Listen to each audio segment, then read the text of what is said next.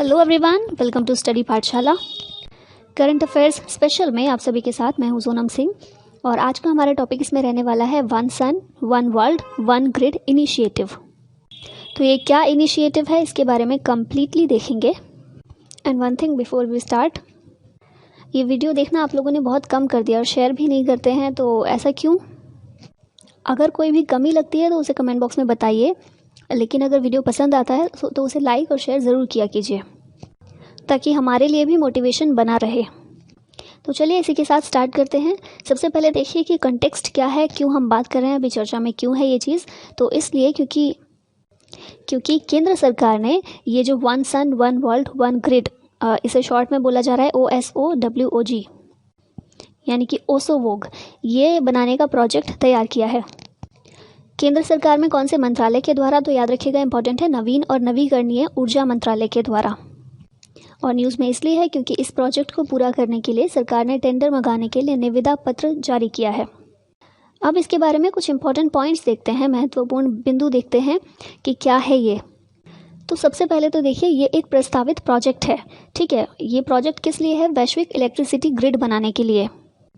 और वो electricity grid किसके ज़रिए? सन के ज़रिए, सौर ऊर्जा का प्रयोग करके। तो इस कार्यक्रम के तहत क्या किया जाएगा? देश भर में स्वच्छ ऊर्जा की आपूर्ति के लिए इलेक्ट्रिसिटी ग्रिड की परिकल्पना की गई है। और इसमें किसका प्रयोग किया जाएगा? सौर ऊर्जा का। तो इसीलिए इससे जो ऊर्जा उत्पन्न होगी वो स्वच्छ ऊर्जा होगी।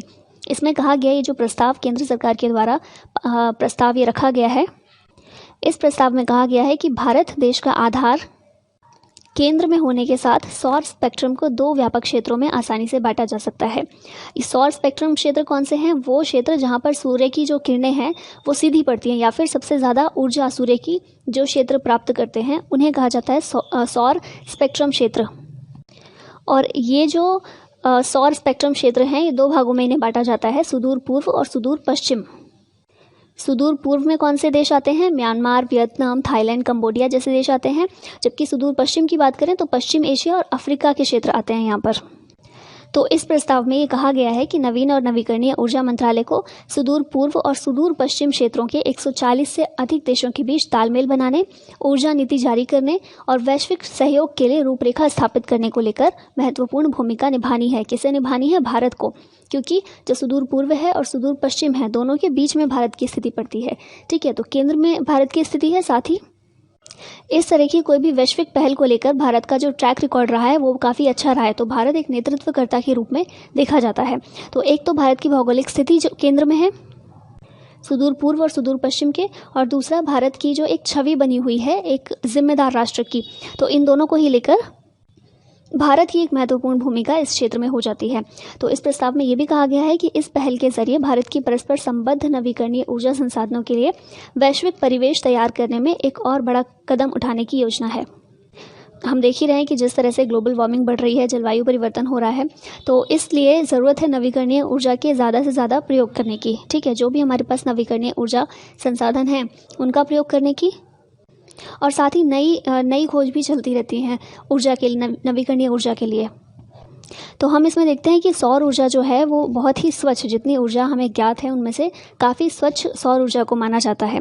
ठीक है, और भारत के प्रयास भी इसमें काफ़ी सराहनीय रहे हैं। तो इसमें भारत की एक इम्पॉर्टेंट भूमिका है जो भारत निभाने की कोशिश कर रहा है। ये जो कार्यक्रम होगा ये लाभ के लिए, परस्पर लाभ के लिए, ठीक है, किसी एक देश को नहीं बल्कि जितने भी देश इसमें शामिल होंगे उन सभी को लाभ होगा और दुनिया के सतत विकास के लिए होगा। सस्टेनेबल डेवलपमेंट को ध्यान में रख के ही SDG गोल्स जो डिसाइड किए गए थे उन्हें पूरा करने में भी ये काफ़ी हेल्पफुल होगा। अब देखें कि किस तरह से ये काम करेगा। तो ये जो one sun one world one grid है, यानी कि एक सूर्य एक दुनिया एक ग्रिड, ये 3 चरण में होगा, ये कंप्लीट होगा। पहले चरण में पश्चिम एशिया, दक्षिण एशिया और दक्षिण पूर्व एशिया को जोड़ा जाएगा।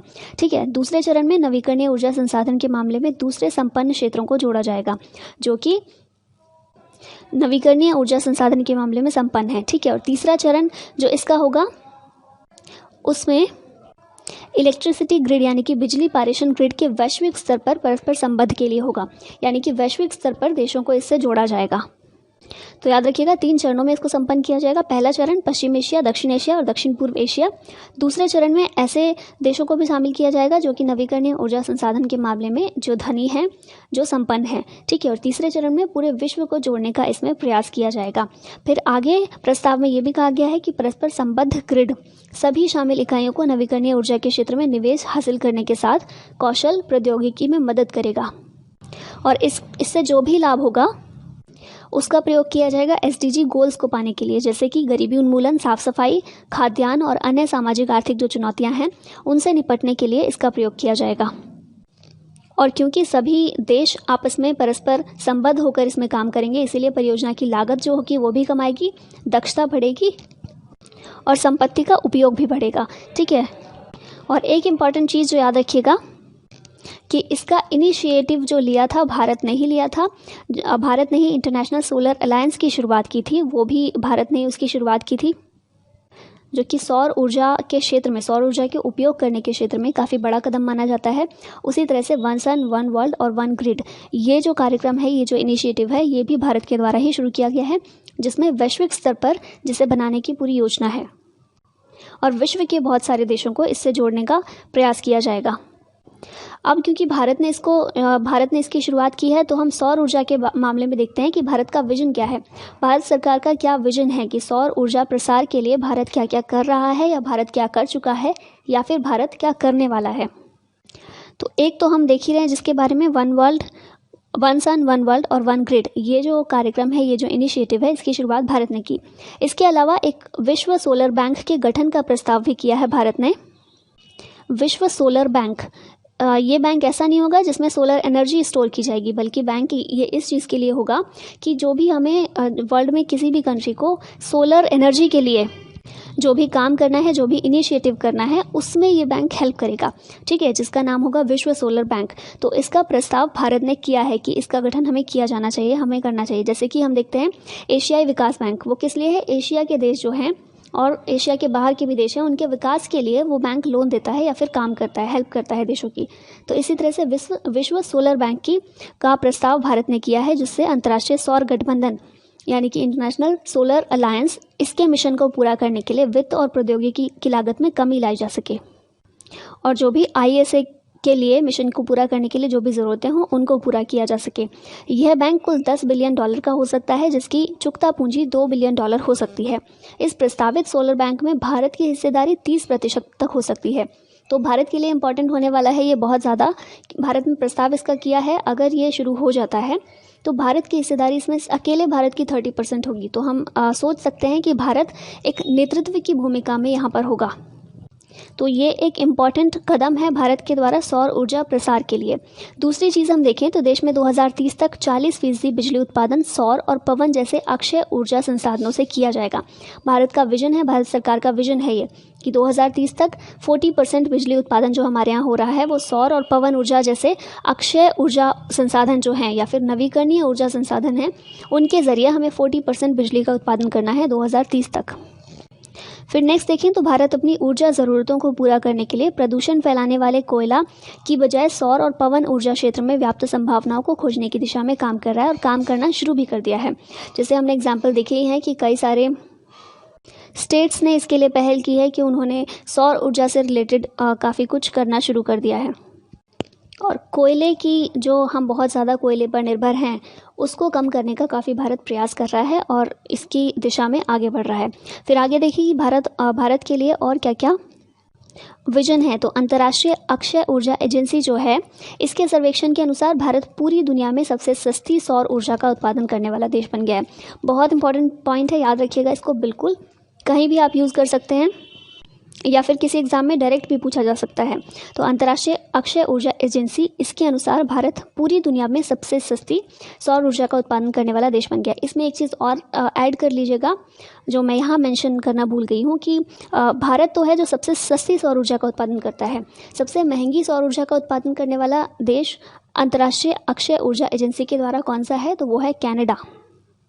फिर नेक्स्ट विजन देखें तो भारत सरकार ने 2022 के आखिर तक 175 गीगावाट नवीकरणीय ऊर्जा स्थापित क्षमता का लक्ष्य निर्धारित किया है, जो कि आप लोगों को याद ही होगा, बहुत ज़्यादा न्यूज़ में था ये। 2022 तक 175 गीगावाट नवीकरणीय ऊर्जा स्थापित क्षमता का लक्ष्य निर्धारित किया है। इसमें से 60 गीगावाट पवन ऊर्जा से, 100 गीगावाट सौर ऊर्जा से, 10 गीगावाट बायोमास ऊर्जा से और 5 गीगावाट लघु पनबिजली से शामिल है। ठीक है, ये जो 175 गीगावाट है इसे भी डिवाइड किया गया अलग अलग कि किस किस स्रोत से ये प्राप्त किया जाएगा। तो ये हमारा है एक विजन है कि 2022 तक हमें ये प्राप्त करना है। अब देखते हैं कि ये जो वन सन वन वर्ल्ड और वन ग्रिड ये जो इनिशिएटिव है भारत के लिए इसका क्या महत्व है, कितना महत्व है। तो सबसे पहला महत्व हम देखते हैं पेरिस जलवायु समझौता जो है काफ़ी न्यूज़ में था। सबसे पहले तो मैं बता दूं ये समझौता कब किया गया था। पेरिस जलवायु समझौता 2015 में किया गया था। किस लिए? कार्बन उत्सर्जन जो बहुत ज़्यादा हो रहा है देश कर रहे हैं उसमें कमी लाने के लिए समझौता किया गया था। तो अभी कुछ समय पहले न्यूज़ में ये बहुत ज़्यादा था क्योंकि यूएसए इससे अलग हो गया। अमेरिका जो है, अमेरिका के राष्ट्रपति डोनाल्ड ट्रंप, इन्होंने पेरिस जलवायु समझौता इससे अलग हो गए हैं ये। तो ऐसा माना जा रहा था कि अब जलवायु परिवर्तन की दिशा में काम करने के लिए ये कितना कारगर होगा या नहीं होगा किसी को कुछ नहीं पता था। और यह था कि कोई और प्लेटफॉर्म भी नहीं है जिसके ज़रिए हम कर सकें, ग्लोबल वार्मिंग में जो बढ़ोतरी हो रही है उसको कम करने का कुछ प्रयास करें, कोई और प्लेटफॉर्म भी नहीं था। तो उसके लिए भारत ने एक नया प्लेटफॉर्म प्रदान किया है, एक सूर्य एक दुनिया एक ग्रिड। इस कार्यक्रम के ज़रिए स्वच्छ और नवीकरणीय ऊर्जा स्रोत प्रदान किया जाएगा और उसका सही यूज़ करना कंट्रीज़ शुरू करेंगी, जिससे कि जो जलवायु परिवर्तन की समस्या है उससे निपटने में काफ़ी हेल्प मिलेगी। तो भारत के लिए इसलिए इसका महत्व बहुत अधिक है। फिर सेकंड पॉइंट देखें तो ऐसी सीमा पारीय ऊर्जा परियोजनाओं को दक्षिण पूर्वी एशियाई देशों, मध्य पूर्व और अफ्रीकी देशों के साथ मिलकर शुरू कर भारत वैश्विक ऊर्जा सुरक्षा के क्षेत्र में नेतृत्वकारी भूमिका निभाने की मंशा रखता है। तो ये काफ़ी इंपॉर्टेंट है क्योंकि सीमा पारीय है, मतलब ऐसा नहीं है कि सिर्फ भारत ही इसमें प्रयास करेगा, दूसरी कंट्रीज़ को भी इसमें और बल्कि वैश्विक स्तर पर कंट्रीज़ को इसमें शामिल करने का प्रस्ताव है और पूरा प्लान है। तो इससे भारत जो वैश्विक ऊर्जा सुरक्षा है इसके क्षेत्र में नेतृत्व की भूमिका एक निभा रहा है, नेतृत्वकर्ता की भूमिका निभा रहा है। तो ये काफ़ी अच्छा है भारत के लिए और इसीलिए भारत के लिए इसका बहुत ज़्यादा महत्व भी है। फिर नेक्स्ट पॉइंट देखें तो विश्लेषक ऐसा मानते हैं कि one sun one world one grid इसका विचार भारत ने चीन के वन बेल्ट वन रोड पहल के तर्ज पर कर चीन को अपनी वैश्विक भूमिका की पहचान कराने के लिए की है। वन बेल्ट वन रोड, इसके बारे में हमने एक सेपरेट वीडियो की हुई है, चीन विश्व पर कैसे कब्जा करना चाहता है, कुछ ऐसे करके उसका टाइटल है। आप देखिएगा जाकर, प्लेलिस्ट में आपको वीडियो मिल जाएगी। तो काफ़ी अच्छे से हमने समझा था कि वन बेल्ट वन रोड इसका प्रयोग किस तरह से चीन अपने फ़ायदे के लिए कर रहा है और किस तरह से कंट्रीज़ को अपने में शामिल कर रहा है और भारत के लिए किस तरह से वो खतरा है। और इसी का जवाब देने के लिए ऐसा विश्लेषक मानते हैं कि इसी का जवाब देने के लिए भारत ने ये पहल की शुरुआत की है ताकि भारत चीन को ये दिखा सके कि भारत भी वैश्विक भूमिका बहुत अच्छे से निभा सकता है। ठीक है, अब नेक्स्ट पॉइंट देखें तो चीन ने अपनी वन बेल्ट वन रोड पहल में कई देशों का सहयोग प्राप्त करने का प्रयास किया है, जो एशिया, अफ्रीका और यूरोप में रेलवे, बंदरगाहों और बिजली ग्रिड सहित बुनियादी ढांचा परियोजनाओं में अरबों डॉलर का निवेश कर रहा है। तो एक सूर्य एक दुनिया एक ग्रिड कार्यक्रम भारत के पक्ष में एक रणनीतिक संतुलन प्रदान करेगा। ठीक है, क्योंकि चीन नेतृत्वकारी भूमिका उसमें निभा रहा है तो हमारे लिए भी कुछ होना चाहिए, हम भी ऐसा कुछ स्टार्ट कर सकते हैं जो वैश्विक स्तर पर हो। ठीक है, सभी कंट्रीज़ का सहयोग प्राप्त कर सकते हैं। तो इसीलिए एक रणनीतिक संतुलन ये प्रदान करता है और एशियाई उपमहाद्वीप में बढ़ते चीनी प्रभुत्व को नियंत्रित करेगा। तो चीन का जो प्रभुत्व बढ़ रहा है उसके लिए काफ़ी इम्पोर्टेंट है और इसलिए भी इम्पॉर्टेंट है कि भारत का प्रभुत्व तो इसमें होगा ही, साथ में इसलिए इम्पॉर्टेंट है क्योंकि जो ग्लोबल वार्मिंग की समस्या जिससे सभी देश जूझ रहे हैं उसको टैकल करने में काफ़ी इम्पॉर्टेंट है। ठीक है, नवीकरणीय ऊर्जा जिसके पीछे पूरी दुनिया भाग रही है, पूरी दुनिया नए नए खोज कर रही है कि किस तरह से हम इसे कम कर सकते हैं, कोयले का यूज़ किस तरह कम किया जा सकता है। तो इसके लिए भारत प्लेटफॉर्म भी प्रोवाइड कर रहा है और पूरा प्लान भी प्रोवाइड कर रहा है। कंट्रीज़ को सिर्फ उसमें सहयोग करना है, तो न सिर्फ भारत का फ़ायदा है बल्कि बाकी कंट्रीज़ का भी फ़ायदा है। और वहीं हम चीन का कोई भी प्रोजेक्ट देखते हैं ना तो उसमें बाकी कंट्रीज़ का फ़ायदा तो कुछ नहीं दिखाई देता है, चीन का उसमें फ़ायदा ही फ़ायदा दिखाई देता है। तो इसलिए भी बाकी कंट्रीज़ भी जो एक विश्वास की भावना होती है ना भारत के प्रति, वो कंट्रीज़ की बनती है। तो इसलिए भी ये भारत के पक्ष में आ जाता है ये। अब लास्ट में हम देख लेते हैं अंतर्राष्ट्रीय सौर गठबंधन यानी कि इंटरनेशनल सोलर अलायंस के बारे में, ISA के बारे में, जिसकी शुरुआत की है भारत ने। ठीक है, तो बहुत इंपॉर्टेंट एक संगठन है ये, गठबंधन है, अंतर्राष्ट्रीय सौर गठबंधन। ये सौर ऊर्जा से संपन्न देशों का एक संधि आधारित अंतर सरकारी संगठन है। ठीक है, treaty based international inter governmental organisation है, यानी कि गवर्नमेंट्स शामिल हैं। ठीक है, ये जो कंट्रीज़ जो भी इसमें सदस्य हैं उनकी गवर्नमेंट, उनकी सरकारें इसमें शामिल हैं। और कौन से देशों का है? जो सौर ऊर्जा से संपन्न देश हैं, वो कंट्रीज़ जो ट्रॉपिक ऑफ कैप्रिकॉर्न और ट्रॉपिक ऑफ कैंसर, इनके बीच में, कर्क रेखा और मकर रेखा के बीच में जो कंट्रीज़ पड़ती हैं, उन्हें सौर ऊर्जा से वो संपन्न है पूरी तरह से, तो वो सभी कंट्रीज़ इसमें शामिल हैं। अंतर्राष्ट्रीय सौर गठबंधन की शुरुआत भारत और फ्रांस ने 30 नवंबर 2015 को पेरिस जलवायु सम्मेलन के दौरान की थी। इसका मुख्यालय कहाँ है? गुरुग्राम, हरियाणा में है। भारत में एकमात्र ऐसा अंतर्राष्ट्रीय गठबंधन है जिसका मुख्यालय भारत में है। ठीक है, तो इसलिए भी काफ़ी इंपॉर्टेंट हो जाता है। और साथ ही जो हमने पहले बात की थी ना वैश्विक सोलर बैंक की, जिसने भारत ने जिसे प्रस्तावित किया है कि एक बैंक इस तरह का होना चाहिए, विश्व सोलर बैंक, तो भारत का ऐसा प्लान है कि उस बैंक का मुख्यालय भी भारत में ही हो, ताकि भारत का प्रभुत्व और भारत का नेतृत्व बना रहे। ठीक है, तो वो भी ध्यान रखिएगा। और ISA जो है, इसका भी मुख्यालय भारत में है। ISA के प्रमुख उद्देश्यों में 1000 गीगावाट से अधिक सौर ऊर्जा उत्पादन क्षमता की वैश्विक तैनाती और 2030 तक सौर ऊर्जा में निवेश के लिए लगभग $1000 बिलियन की राशि को जुटाना शामिल है। अंतर्राष्ट्रीय सौर गठबंधन की पहली बैठक कहाँ हुई थी? तो इसका आयोजन नई दिल्ली में किया गया था। ये भी इम्पोर्टेंट है।